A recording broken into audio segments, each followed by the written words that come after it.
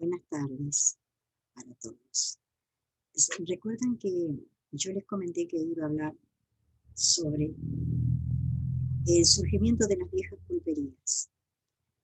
Si bien este pequeño libro lo escribí yo, tiene bastantes páginas para recordarlas todas de memoria, ¿no? Y hay temas muy importantes, así que les voy a pedir disculpas, algunas cosas se las voy a leer literal.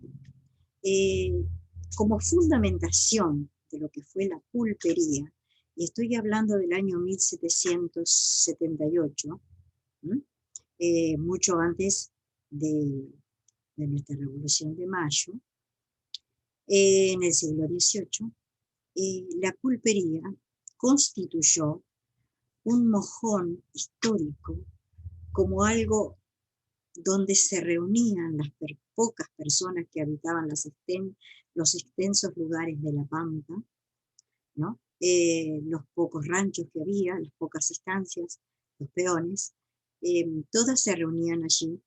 Era como una especie de hacer sociales, ¿no? Porque reunirse con los compañeros de la zona, aunque ellas estuvieran a muchas leguas. Es muy bueno destacar lo que dijo el comandante Manuel del Prado en su libro La guerra al malón. Él dijo que era una especie de rancho largo, hecho de barro y de estiércol, una especie de fonda es donde se quedaba la gente, ¿no? Y cambiaban su caballo, especie de fonda, de despacho de bebidas, de algunos alimentos que se vendían allí y que los que vivían en esa zona se aprovisionaban. En realidad, él pudo verla y conocerla de muy cerca, por eso podía aseverar estos dichos, ¿no? En realidad, contribuía a algo incipiente y muy importante para la creación de nuestra querida provincia de Buenos Aires, porque fueron los primeros lugares de reunión. Ahora, lo que más importa del libro es extenso, el origen de la palabra pulpería, porque todos hablamos de las pulperías. No sé si los más jóvenes tendrán idea de la palabra pulpería, pero eran donde nuestros ancestros, o los ancestros de muchos, que vivían en el campo, vendían lo que ellos tenían, cueros, lanas, animales, ¿no? En fin, y de allí compraban las cosas que podían necesitar y que en ese lugar había. No les digo que había de todo, pero solamente lo que había lo podían comprar. Hay muchas acepciones sobre la palabra pulpería, o sea, muchas definiciones, ¿no? Según los emitólogos, la voz pulpería es de origen americanista y otros dicen que es de tendencia hispanista. Bueno, el primero que sostiene que la voz es americanista es uno que sostiene que la palabra pulpería vendría desde México, de pulque, o de la voz mapuche pulcú. El segundo afirma que se origina en la pulpa. Tito Sauvilet, indica en una parcial disidencia, está en disidencia, que la palabra pulpería era una voz mapuche que significaba pulcú, pulcuy, con los que los araucanos, o sea, los mapuches, designaban al aguardiente, bebida consumida en esos tiempos por los aborígenes pampeanos. Sauvidet se basó para su investigación en los trabajos realizados por don Juan Manuel de Rosas, en su libro Gramática y Diccionario de la Lengua Pampeana, quien recogió en el siglo pasado un par de números y voces araucanas. Números es decir, números naturales y voces araucanas, porque ellos no tenían, es bueno explicarles, ellos no tenían un idioma como el nuestro. Ellos tenían voces, lo que significaba lo que significa toda una palabra para nosotros, para ellos era un sonido, una voz. No sé si me explico bien. Esa era su forma de expresarse entre sus pares. La Pampa era un desierto, ya lo sabemos. Había unas pocas estancias con muchas leguas, no había comercios. Era una vida muy solitaria en esa zona y también muy peligrosa. Aparte, los españoles que se internaban en la Pampa, en lo profundo de la Pampa, no entendían las voces lingüísticas de las personas que habitaban en ese lugar. Porque si bien iban personas naturales como nosotros, ¿no? Con el tiempo ellos aprendían también las voces de los aborígenes. No palabras, voces, dijo. Toda una palabra significaba algo importante.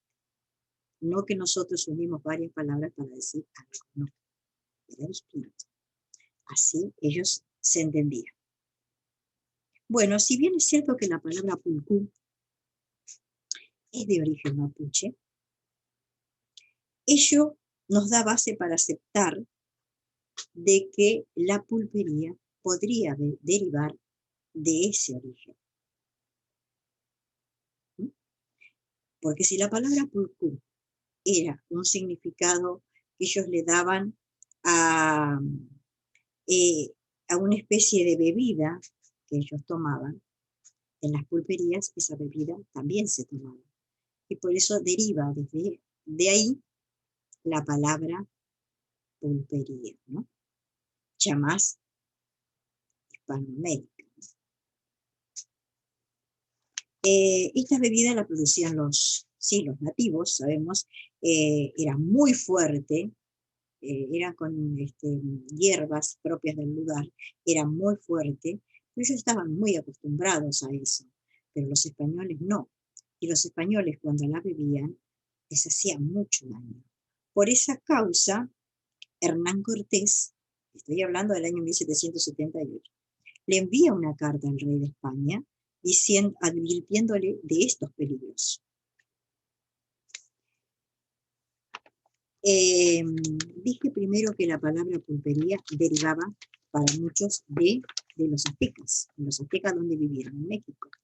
Bueno, es muy posible que así haya sido, que desde México haya bajado hasta esta zona, ¿no? Pero generalmente era una bebida aborígena, para ellos era normal. Lo que no era normal era para los españoles. Muy bien, nos queda claro de que Cortés envía al rey de España advirtiéndole de estos peligros para la gente que venía de España, para que no tomara esa bebida porque su cuerpo no estaba adaptado a digamos, a la potencia, a la fermentación de la misma.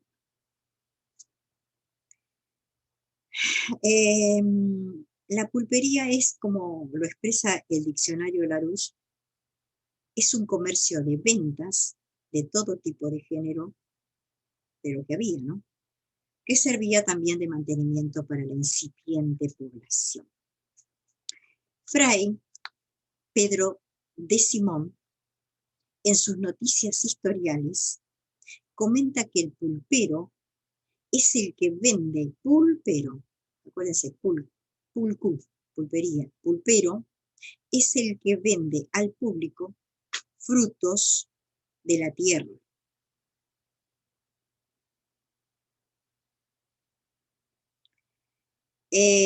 Frutos de la tierra. ¿Pero de qué estoy hablando? Yo estoy diciendo, pulcú estoy diciendo pulpería. ¿No? Estoy refiriéndome al origen de la palabra, que es aborigen, sí, es aborigen.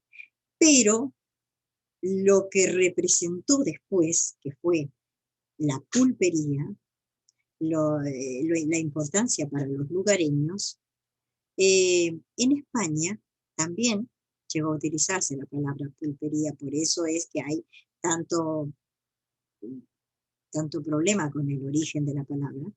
En España también se le denominaba pulpería a todo aquello, según dice don Fray de Simón en sus noticias historiales, que donde se vendían artículos de la tierra. En Castilla, por ejemplo, además de vender artículos de la tierra, estoy diciendo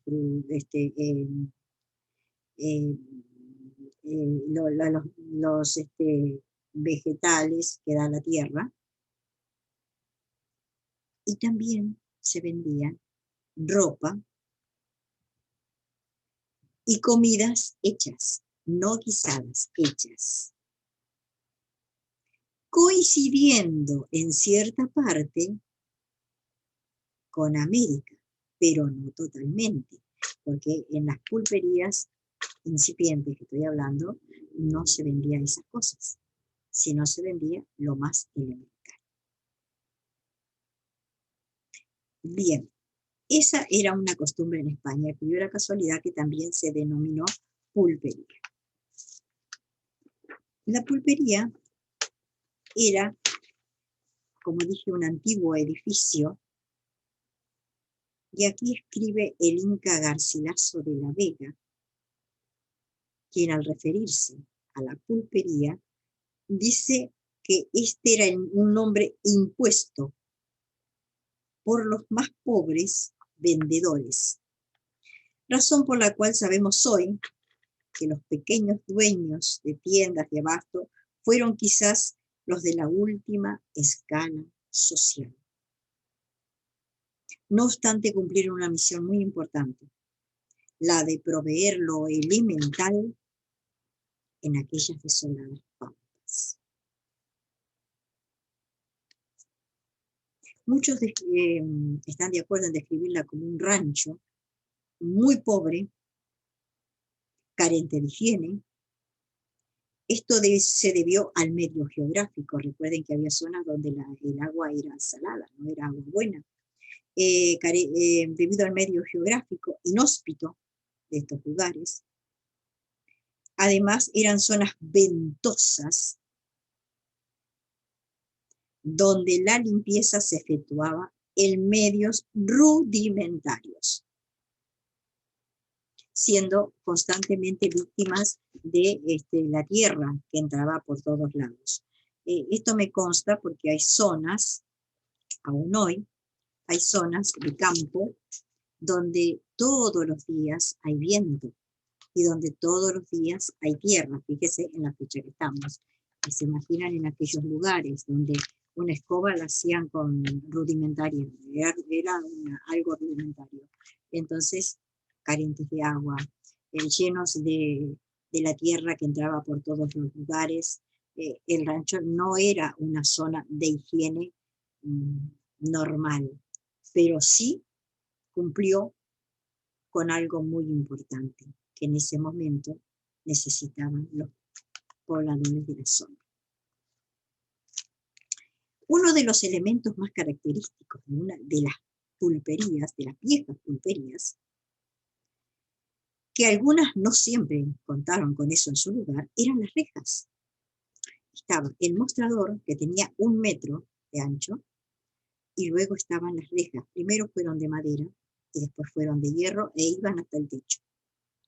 ¿Por qué? Porque debido a la bebida que se vendía, había, por ejemplo, gauchos zaraganes, como siempre en todos los lugares, y había gente que venía a comprar las cosas de las estancias, y a veces se producían peleas, a veces muertes, a veces el pulpero estaba en peligro, Entonces esas rejas le servían como una contención.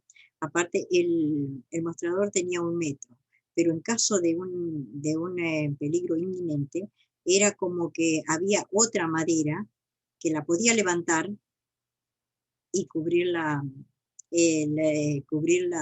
rejas y mantenerse a salvo. Fíjense hasta qué punto. Ahí gozaba de mayor seguridad. ¿Por qué? Porque estaban los gauchos matreros, como les llamaban, aquellos gauchos que les gustaba la pelea, eran pendencieros, buscadores de pelea, y claro, había que cubrirse, cuidarse, ya que la policía no estaba, no había todavía quien nos defendiera de los ataques, ¿no? Bueno, entonces toda esa función fueron cumpliendo las rejas, una función muy importante. Y me encantaría, porque me han dicho que hay varias pulperías acá en la zona de la provincia de Buenos Aires que aún conservan la, el estilo de la antigüedad. Es muy hermoso conservar eso, porque eso nos trae la reminiscencia de lo que fue nuestro pasado histórico. Bueno, en 1788, el 13 de febrero, un pregonero, Ramón Gadea, en la ciudad de Buenos Aires, y por encargo del escribano interino de gobierno, recorrió las calles, claro, la única forma, recorrió las calles leyendo a viva voz lo que acababa de dictar el gobernador, intendente, don Francisco de Paula Sáenz, produciéndose a raíz de ese dictamen uno de los más extensos y discutidos pleitos coloniales. Pues pocas noches después de la lectura, una sucesión de atentados conmovieron a las autoridades de la población porteña. ¿Por qué pasaba esto? Porque, claro, estaba el dictamen de poner las rejas, de que para poder levantar una pulpería o que se le diera orden de gobierno de tener una pulpería, debía contar con determinados elementos que después de todo no eran más eh, que para salvaguardar la vida de los dueños. Pero parece que a muchos, claro, no lo entendían, lo veían como algo como que les estaban quitando, no sé, la libertad no porque estaban del otro lado, pero no sé. El caso es que ocurrió un hecho en el cual no fue bueno, porque dice, en pocas noches después, hubieron muchos atentados a las autoridades de la población porteña. Fíjense que estamos hablando del año 1778. Este libro lo escribí yo. Ocultos en las sombras de la noche, un grupo de individuos recorrieron las calles cometiendo toda clase de atropellos, especialmente en las pulperías, donde fueron destruidas gran cantidad de ellas, y sus mostradores, y saqueadas sus mercaderías. Nada nuevo, es decir, que cada vez vamos, de un punto vamos haciéndolo cada vez mayor, pero la reyerta y la inseguridad de tiempos remotos. ¿A qué se debió tanta polémica? Según los documentos de la época, 18 de enero de 1788, don Francisco Ugarte, síndico procurador de la ciudad de Buenos Aires, elevó un escrito al gobernador Sáenz en el que reclamaba por las constantes riñas que ocurrían en las pulperías, donde resultaban muertos o heridos algunos parroquianos. Además de ser, decía, un mal entretenimiento. ¿Para quiénes? Para los esclavos, que asistían a veces atraídos por el vicio y abandonaban el trabajo de sus amos. Preocupado por estos acontecimientos, el síndico solicitó al gobernador que ordenara no se permitiera la reunión de gente ni guitarras en los sitios, porque siempre estaba presente la guitarra. Además sugería al señor Ugarte que dentro de los 15 días a partir de esa fecha, obligara a los pulperos a colocar los mostradores en la puerta, no dentro de la pulpería, en la puerta, y que no hubiera ningún otro orificio de entrada. Año 1778. En la puerta atendían. ¿Les trae algún recuerdo de eso? Hoy, 2021, atendía en la puerta. Solo que en aquel tiempo era por seguridad. Y hoy también, bueno, dicen que es por seguridad. Bien, es una reflexión.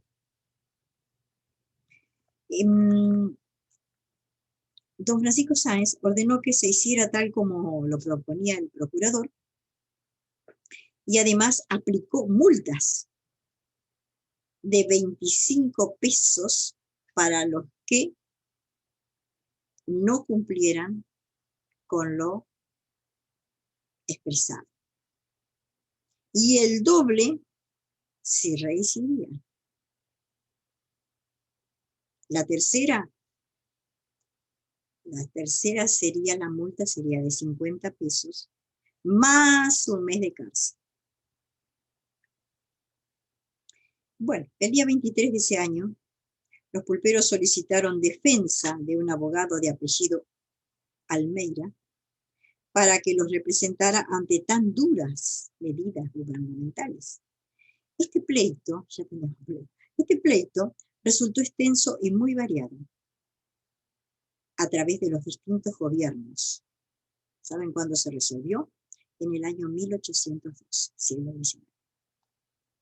Pues la fama de estos lugares fue duramente sostenida por las autoridades, quienes criticaban el vicio, la vagancia que allí se experimentaba.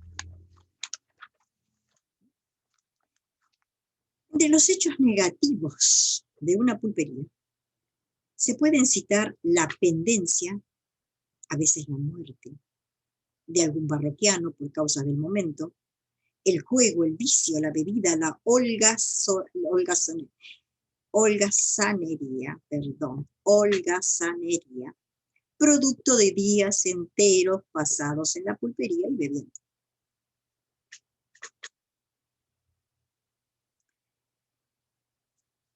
Bien, o sea que era un lugar que tenía dos acepciones en cuanto al servicio social.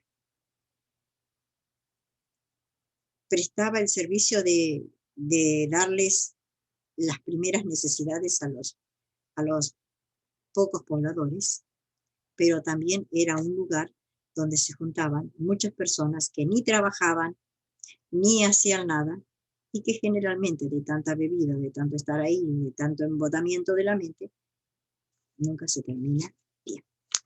Estamos hablando del año 1810. Bueno, ya los elementos de la pulpería, dijimos los elementos en cuanto al cuidado de la persona que atendía la pulpería. Pero allí había botellas de aguardiente, cajones de tabaco, bolsas con contenido de legumbres, juntos con tercios de yerba, también fardos de cuero, que eran comprados por el propietario o a veces entregados por mercaderías, en una especie de trueque realizado entre el comerciante y el parroquiano. No faltaban las mesas y los bancos, cubiertos de rusticidad, en los que se sentaban los gauchos a jugar a las cartas, a beber. En otras oportunidades y con el fin de hacer más entretenida la reunión, se presentaban los cantores populares, que se acomodaban con su guitarra y arrancaban estilos pampeanos. Milongas. Llamaban a la guitarra changango. Recuerden bien, así la llamaban, changango. Que también servía de elemento musical en los bailes, como muy bien lo expresa José Hernández en su Martín Fierro. Él dice, con gato y con fadanguillo había empezado el changango. Cabe mencionar que una de las características populares del gaucho y de las pulperías fueron los payadores, baluarte significativo de nuestras pampas. Generalmente los cantores entonaban décimas al son de la guitarra. O también podían ser para una persona, o podían cantar por cifra y milonga, que al momento iban hilvanando los versos. Versos como versos improvisados. Y aquí en este punto merece mucha atención la improvisación. ¿Por qué? ¿Qué hacían y hacen nuestros payadores demostrando al mundo que pueden improvisar sobre lo que le digan? Y esto no es nuevo.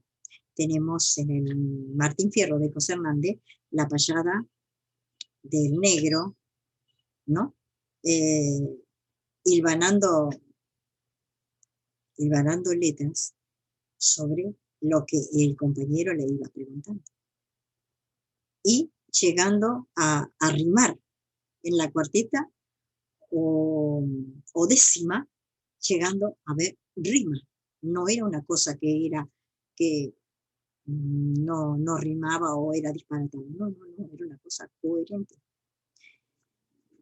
Es interesante que a pesar de todo lo que se dice sobre el gaucho y su ignorancia, habría que aprender su mente, qué capacidad intelectual para poder hilvanar versos en el aire, sin siquiera haberlo pensado, en el aire. La improvisación es lo que hacen nuestros payadores,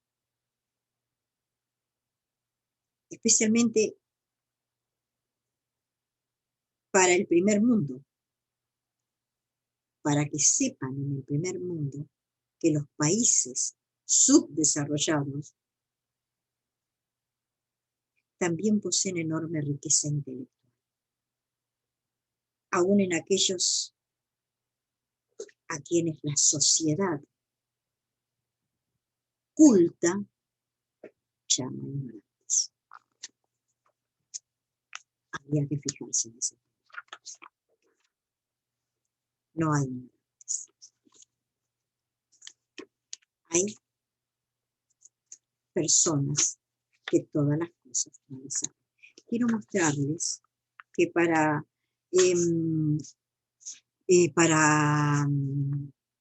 crear una pulpería había que solicitar permiso. Y aquí está, no sé si se va a alcanzar a ver, el permiso. Este es el permiso de una vieja pulpería.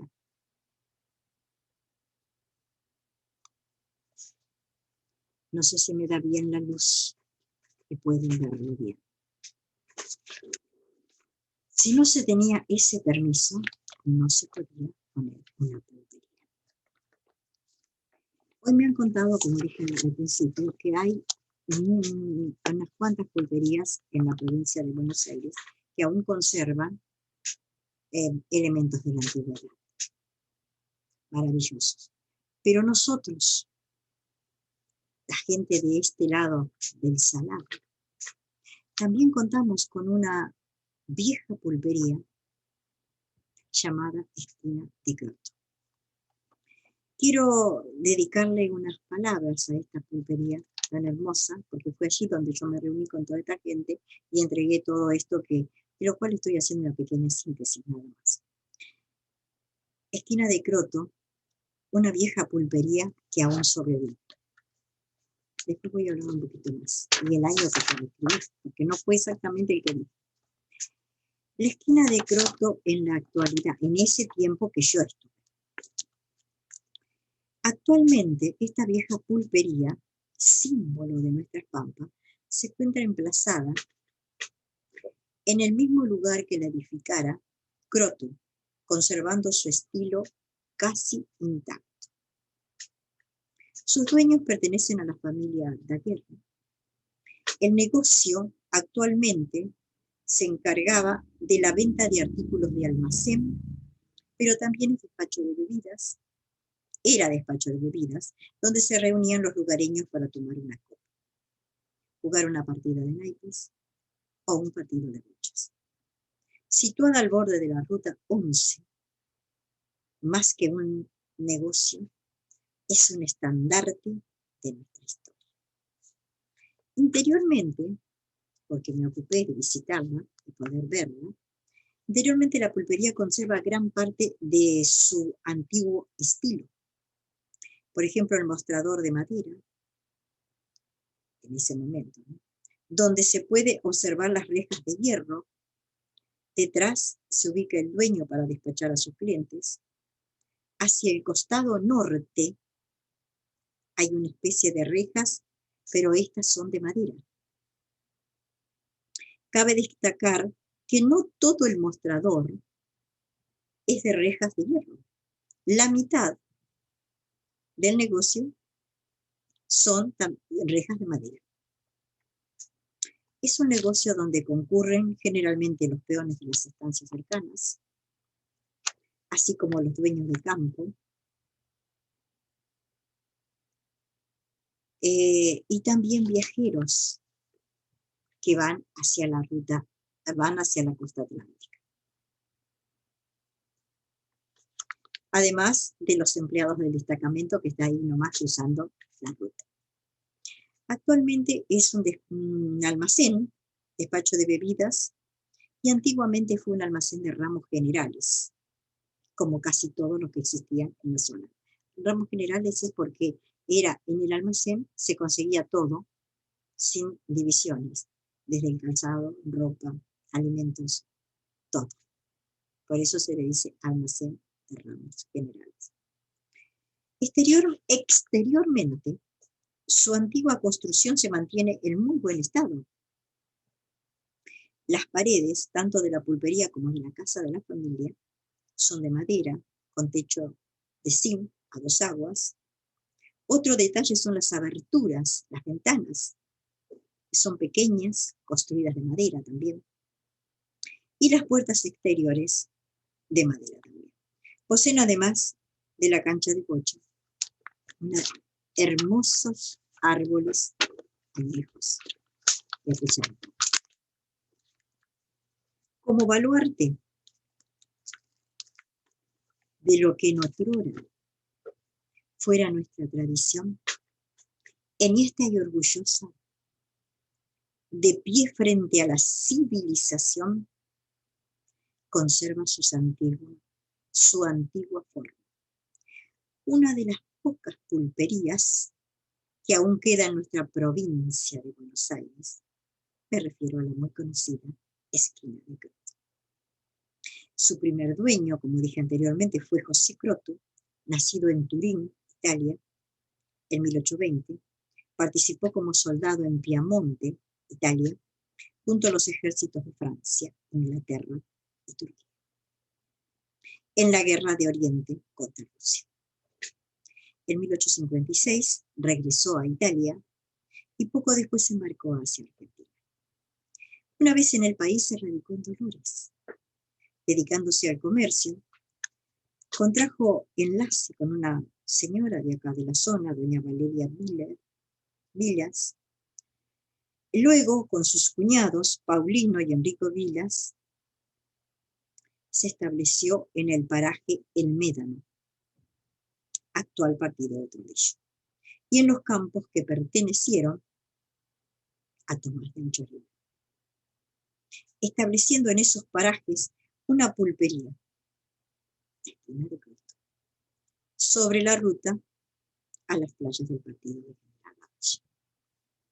En Dolores se asoció con sus hermanos políticos y creó una barraca y un almacén de ramos generales en el lugar donde hoy se levanta la escuela normal.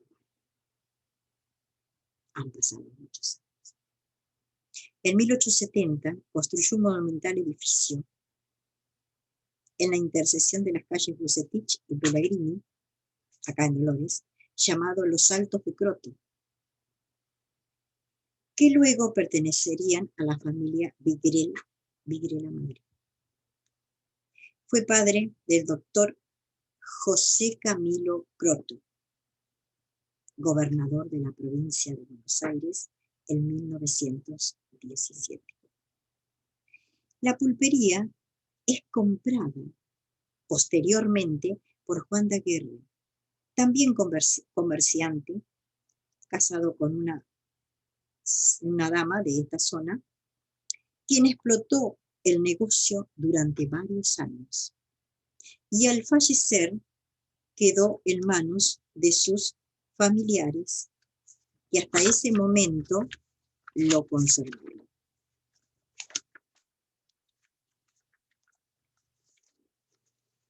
Lo conservaron.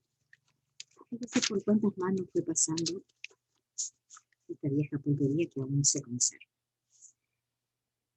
Y a mí me inspiró a escribir esto sobre la historia nuestra que va quedando para las nuevas generaciones. Si alguien piensa que el habitante de nuestras pampas fue un gaucho rudo y acostumbrado a vivir de manera semi-salvaje, es muy posible que se equivoque.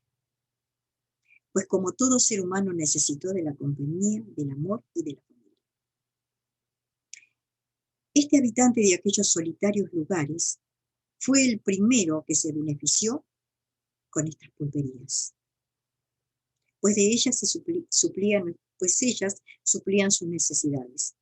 Allí compraba lo elemental, podía tomar alguna copa o entablar conversaciones acerca del campo con otros gauchos del lugar. Al transcurrir el tiempo, y como todo en la vida, va evolucionando y cumpliendo otras misiones, fue cumpliendo otras misiones, tales como de posada o la de almacén de ramos generales. Ya entrado el siglo XX, casi ha desaparecido. Y digo casi, porque aún subsisten algunas en la provincia, como la nombrada en estas páginas, esquina de Croto, vieja pulpería, que es un hito que marca el fin de un pasado histórico y un presente tecnológico. Estas páginas fueron escritas por mí en el año 1995. Ha pasado mucho tiempo. Les dije que quería hablar sobre las viejas pulperías. Es mucho más extenso, pero fui haciendo una pequeña síntesis para que ustedes puedan ver cómo el hombre de campo, el que forjó las grandes ciudades,